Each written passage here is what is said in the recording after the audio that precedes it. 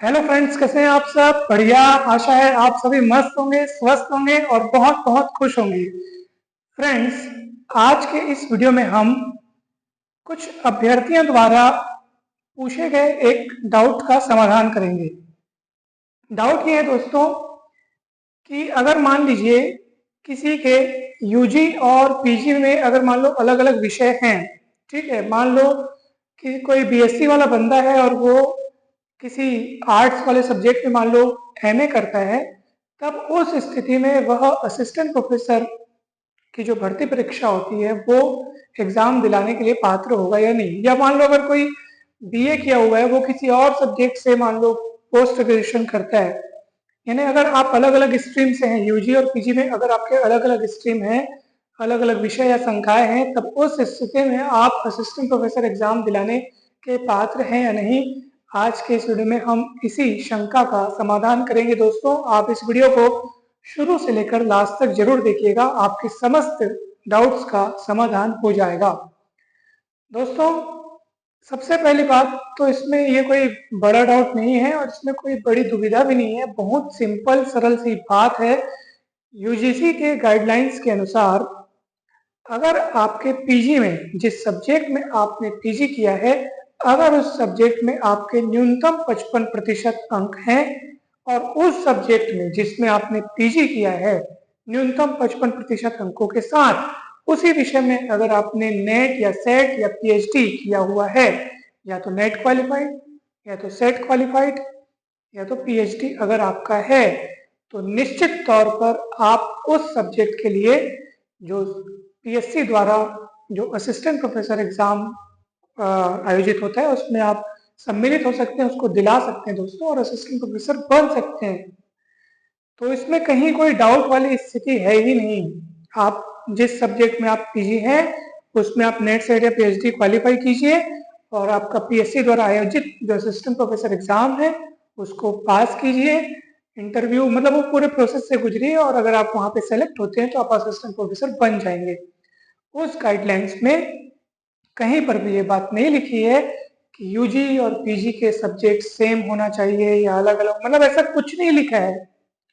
वहां इस बात की कोई वहां वहां पर उस बात का कोई जिक्र नहीं है।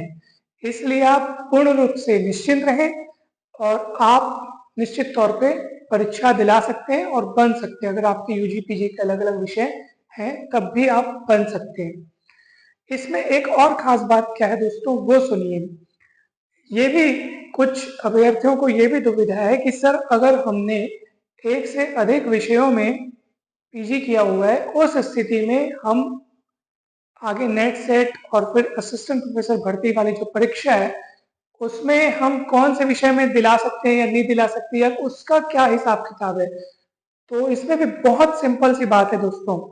आपने जितने सब्जेक्ट्स में पीजी किया हुआ है, मान लो किसी ने 3 विषयों में एमए किया हुआ है, तो निश्चित तौर पे वो तीनों, क्योंकि उसका पीजी है, ठीक है, और न्यूनतम 55% अंक होने चाहिए उसके बाद वो नेट सेट क्वालिफाई कर सकता है, तीनों विषयों में वो दिला सकता है। अगर वो तीनों विषयों में नेट सेट क्वालिफाई है, नेट या सेट या पीएचडी अगर उसके पास तीनों विषयों के हैं, तो मतलब जरूरी नहीं कि एकदम तीनों के होने चाहिए, मतलब जिस विषय में उसके पास ये चीज है उस विषय के लिए वो असिस्टेंट प्रोफेसर एग्जाम दिला सकता है। एक सब्जेक्ट के लिए अगर वो एलिजिबल है नेट सेट या पीएचडी तो एक सब्जेक्ट में वो दिला सकता है, 2 सब्जेक्ट है तो दोनों के लिए दिला सकता है।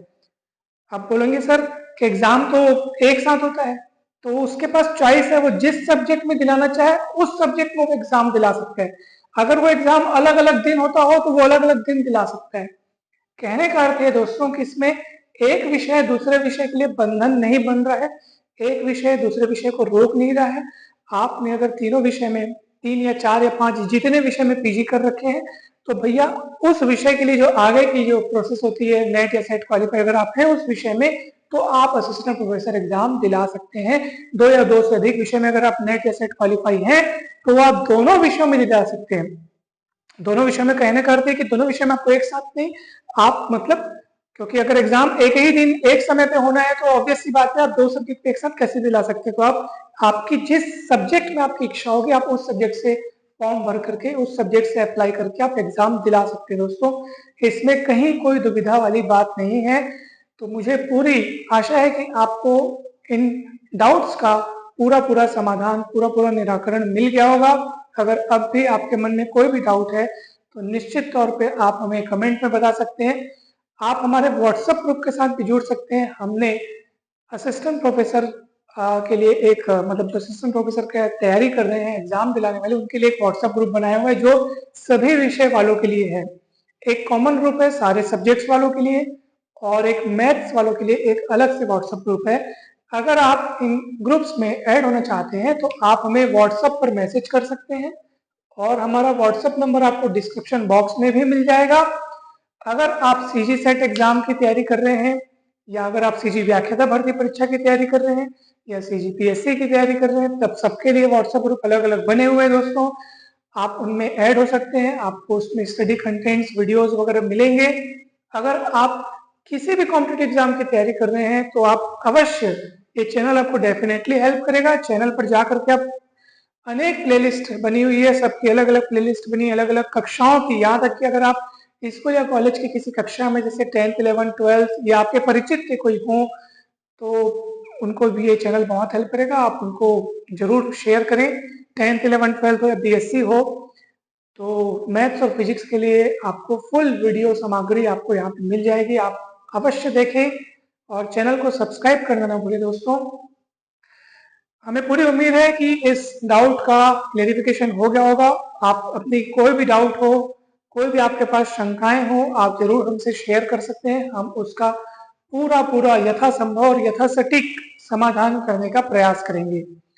आप सभी को बहुत बहुत धन्यवाद दोस्तों। आप सभी खुश रहें, मस्त रहें, स्वस्थ रहें, प्रसन्न रहें और अपना ख्याल रखें। धन्यवाद।